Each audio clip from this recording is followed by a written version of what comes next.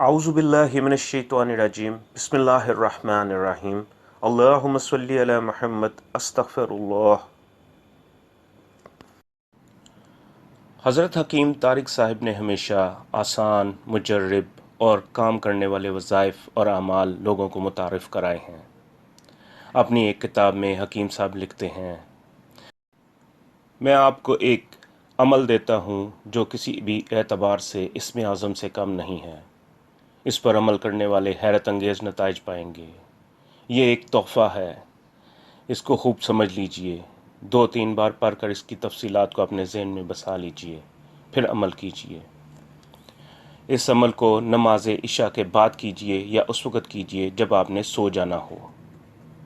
اس کا طریقہ یہ ہے کہ پہلے 11 بار درود تنجینہ پڑھنا ہے اور اس کے بعد سورہ یاسین کی آخری آیت سے پہلی آیت جو کہ آیت نمبر 82 ہے، انما امرہ اذا اراد شیئا ان یقول لہ کن فیکون، 21 بار پڑھنی ہے۔ 21 بار پڑھنے کے بعد اتحیات یا بیٹھنے کی چوکری لگا کر جیسے آپ محسوس کریں آرام سے بیٹھ جائیں۔ جسم کو ڈھیلا چھوڑ دیں کہ جسم کے کسی بھی حصے پر کسی قسم کا کوئی تناؤ نہیں ہونا چاہیے۔ 5-7 گہری سانسیں لیجئے۔ سانس اندر لے جاتے ہوئے بے شمار بار اللہ اللہ اللہ کہتے ہوئے سانس سے سینہ بھر لیجئے۔ پھر سانس روک کر جتنی بار اللہ اللہ اللہ کہہ سکتے ہیں کہیں، پھر آہستہ آہستہ ہو ہو ہو کہتے ہوئے سانس باہر نکال دیں اور محسوس کریں کہ آپ کا باطن اس پاک اسم کی خوشبو سے معطر ہو گیا ہے۔ 5-7 سانس لینے سے آپ کا سارا اعصابی تناؤ ختم ہو جانا چاہیے۔ اب آپ اپنی آرزو کے بارے میں چند سیکنڈ سوچئے۔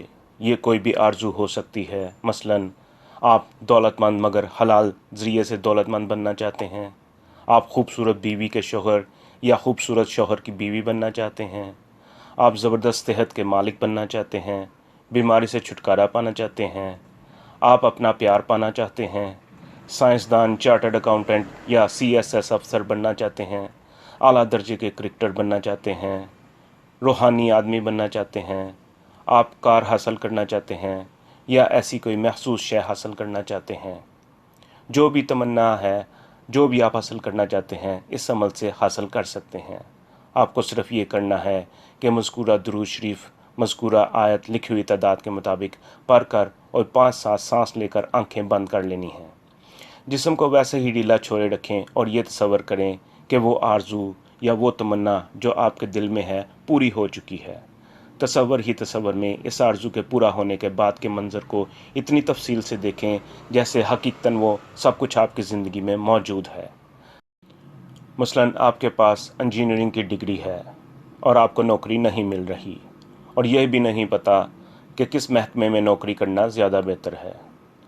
آپ اپنی چشم تصور میں یوں منظر بنائیں گے کہ آپ اپنے آپ کو نہایت اچھے اور شاندار لباس میں کرسی پر بیٹھے ہوئے دیکھ رہے ہیں اور آپ کے آگے شایان نشان ٹیبل ہے جس پر متعدد فائلیں اور ایسی ہی دوسری آفس کے استعمال کی چیزیں پڑی ہوئی ہیں۔ آپ اس جگہ پر دلی طور پر مطمئن ہیں اور چہرے پر سکون ہے، صحت اور سلامتی کے مکمل آثار ہیں۔ مختلف ماتحت آپ کے پاس آ جا رہے ہیں، مختلف کاغذوں پر آپ دستخط کر رہے ہیں اور محکمے میں آپ کی لگن، محنت اور ذہانت کی شہرت ہے۔ آپ کے افسر آپ سے خوش ہیں، وہ آپ کو اپنے آفس میں بلاتے ہیں، آپ کا احترام کرتے ہیں اور بڑے بڑے پروجیکٹ آپ کو تفویض کیے جاتے ہیں۔ آپ ان پروجیکٹس پر پورے انہماک اور ایمانداری سے کام کر رہے ہیں۔ آپ کے چاروں طرف آسودگیاں اور خوشحالیاں ہیں۔ پھر تصور ہی تصور میں اپنے آپ کو فیلڈ میں لے جائیں، وہاں بڑی وضاحت سے اپنے آپ کو کام کرتے ہوئے دیکھیں، اپنے آپ کو ان کاموں کا معائنہ کرتے ہوئے دیکھیں۔ اسی طرح اگر آپ شادی کرنا چاہتے ہیں تو اپنی ازدواجی زندگی کی تصویریں بنائیں، خوبصورت بیوی یا خوبصورت شوہر کو اپنی زندگی میں دیکھیں، جیسے گھر کا آئیڈیل آپ کے ذہن میں ہے، وہ گھر خیالی دنیا میں بسائیں۔ اگر کسی مخصوص کردار سے شادی کرنا چاہتے ہیں تو اسے اپنا شریک بنا کر یہ خیالی فلم اپنے تصور کی سکرین پر چلائیں، پوری تفصیلات کو دیکھیں۔ اگر آپ کسی مرض سے خلاصی پانا چاہتے ہیں یا طاقتور جسم کے متمنی ہیں تو اپنے آپ کو اس حالت میں دیکھیں کہ آپ کے عضلات میں بجلیاں بری ہوئی ہیں، آپ اس مرض سے صحت پا چکے ہیں، خوبصورت ہو چکے ہیں، زندہ دل بن چکے ہیں، آپ کے ہونٹوں پر لافانی مسکراہٹیں ہیں۔ ان مثالوں سے آپ خوب سمجھ سکتے ہیں کہ آپ نے اپنی تمنا کو ذہن میں رکھ کر کیا منظر دیکھنے ہیں۔ مختصر لفظوں میں یہ خیالی پلاؤ پکانا ہے، مگر یقین مانیں کہ اس عمل کو دل و جان سے کرنے سے یہ خیالی پلاؤ نہیں رہے گا، بلکہ 100% یہ منظر ایک حقیقت بن کر آپ کی زندگی میں آ جائے گا۔ اس عمل میں ایک گر یاد رکھنا بہت ضروری ہے۔ وہ گر یہ ہے کہ آپ کے ذہن میں بار بار یہ بات آئے گی کہ آخر ایسا کیسے ہوگا، بس یہی آپ نے نہیں سوچنا۔ اس بات کو بھول جائیے، یہ آپ کے اندر کی منفی لہر ہے جو بار بار ابھرے گی، آپ کا تمسخر اڑائے گی کہ کس مصیبت میں اپنے آپ کو ڈال رہے ہو، کیا احمقانہ طریقہ اختیار کر رہے ہو۔ اسی لمحے آپ نے صرف ایک جملہ کہنا ہے: اے میرے باطن کی منفی لہر، تو جھوٹی ہے، فی الفور میرے اندر سے رخصت ہو جا، میرا عمل درست ہے، اور وہ جو اپنے تصور میں دیکھ رہا ہوں یقیناً ہو کر رہے گا۔ یہ کہہ کر پھر اپنے عمل کی طرف راغب ہو جائیں۔ میں آپ کو بار بار یقین دلاتا ہوں کہ اس عمل میں دیکھا جانے والا منظر 99% ہو کر رہے گا۔ ہر فقیر جو ایک نگاہ سے آپ کی دنیا بدل دیتا ہے، اسی گر کو استعمال کرتا ہے۔ اس کی ذات میں یقین کی منزل اس حد تک بڑھ گئی ہوتی ہے کہ وہ ایک بار آپ کے لیے اچھا سوچتا ہے یا کوئی مخصوص تمنا کرتا ہے تو اللہ تعالیٰ کا عالمی کمپیوٹر فی الفور اس کی اس سوچ کو قبول کر کے مستعد ہو جاتا ہے، اور دیکھتے ہی دیکھتے آپ کے بگڑے کام سنور جاتے ہیں۔ اسی کو روحانی تصرف بھی کہا جاتا ہے، اسی کو صاحب امر ہونا بھی کہتے ہیں۔ یہ سارے سلسلے صدیوں سے جاری و ساری ہیں، ان کی توضیحات مختلف وقتوں میں بدلتی رہتی ہیں۔ وہ کمپیوٹر جسے انسان نے آج دریافت کیا ہے، وہ آج کی دنیا میں سب سے بڑی حیرت انگیز ایجاد ہے۔ یہ ایجاد نہیں، صرف دریافت ہے۔ اللہ تبارک و تعالیٰ کی شہنشاہی میں یہ ایک ادنا سا سسٹم ہے جسے روحانی فضاؤں سے وابستہ لوگ صدیوں سے جانتے ہیں، اسی سے مسلسل کام لیتے آ رہے ہیں۔ اس سسٹم سے کام لینے کی بہت سی کنجیاں ہیں، ان میں ماسٹر کی یعنی کلید اعظم وہ ہے جو ہم نے شروع میں لکھی ہے: انما امرؤ اذا اراد شیئا ان یقول له کن فیکون۔ بے شک اس کا حکم کائنات میں جاری و ساری ہے، جب وہ کسی شے کا ارادہ کرتا ہے تو کہتا ہے ہو جا، اور وہ شے ہو جاتی ہے۔ یہی امر کائنات کا احاطہ کیے ہوئے ہے، جس کی لامتناہی قوتوں سے ہم اپنی آرزوؤں اور تمناؤں کا حصول کرتے ہیں۔ حضرت حکیم صاحب فرماتے ہیں: اس عمل پر میری بتائی گئی رہنمائی میں عمل پیرا ہونے والے افراد چند دنوں، چند ہفتوں یا چند مہینوں میں کامیاب ہو جاتے ہیں۔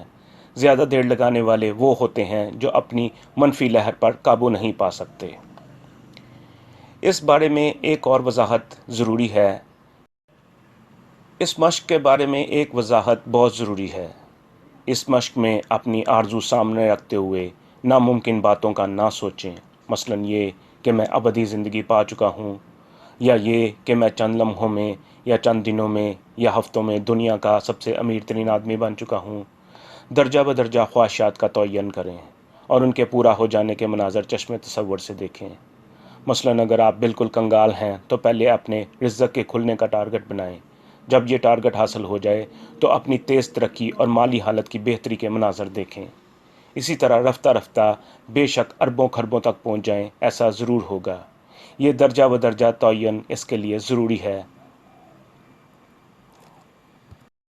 اگر آپ نے کسی شے کی انتہا کو اپنا کر یہ منظر دیکھنا شروع کر دیے تو منفی لہر بھی اتنی ہی شدید اور طاقتور ہوگی، اور منفی لہر اپنی تمنا درست انداز میں اور طاقتور انداز میں اللہ تعالیٰ کے عالمی کمپیوٹر کے سپرد کرنے کی صلاحیت کو مفلوج کر دیتی ہے۔ اللہ تعالیٰ کے عالمی کمپیوٹر کو پتہ ہی نہیں چلتا کہ آپ چاہتے کیا ہیں، لہٰذا درجہ بدرجہ اپنی تمناؤں کی ترتیب بنائیے اور اس نایاب عمل سے فائدہ اٹھائیے۔ دعا کا اصول بھی یہی ہے کہ دعا مانگ کر یقین رکھیں کہ آپ کی دعا قبول ہو چکی ہے، صرف اس کا ظہور باقی ہے۔ مگر دعا میں بھی ہمیشہ یہ اصول یاد رکھیں کہ بیشتر دعائیں منفی لہر برباد کر دیتی ہے۔ دعا مانگنے والے کا اپنا ذہن صاف نہیں ہوتا، وہ مبہم دعائیں مانگتا ہے جن کا کوئی نتیجہ نہیں نکلتا۔